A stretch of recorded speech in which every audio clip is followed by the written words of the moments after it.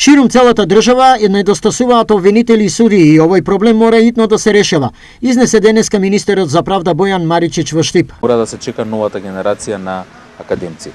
Јас очекувам таа генерација започна минатиот септември да ја слуша програмата, значи ќе заврши до јуни некаде или до крајот на школската идната школска, односно академска година и веќе наредната есен, значи во септември, октомври 22 ќе може да се избираат тие за судии и јавни обвинители, се работи за околу 60 кандидати. Паралелно со ова, Министерството за правда ја спроведува дигитализацијата во судовите, која се однесува точно на 200 судници во државата. Тој потфат треба да овозможи да има на секаде низ државата доволно опременост и доволна подготвеност на кадарот да спроведе онлайн судења таму каде што ќе биде потребно и неопходно, но исто така и јавноста да може да ги следи судењата без да мора физички да биде присутна.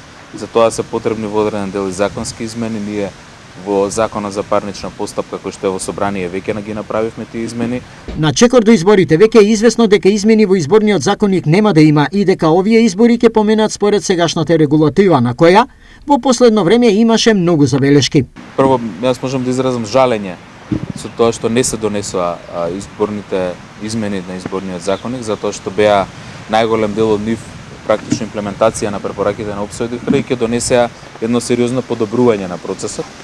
Во никој случај не може да очекуваме измена на изборниот законник во оној дел на правилата кои што се веќе спроведени во делот на изборниот процес. Во однос на предстојниот попис, Маричич е категоричен дека нема никакви правни пречки и очекува успешно завршување на најголемата статистичка операција во земјата.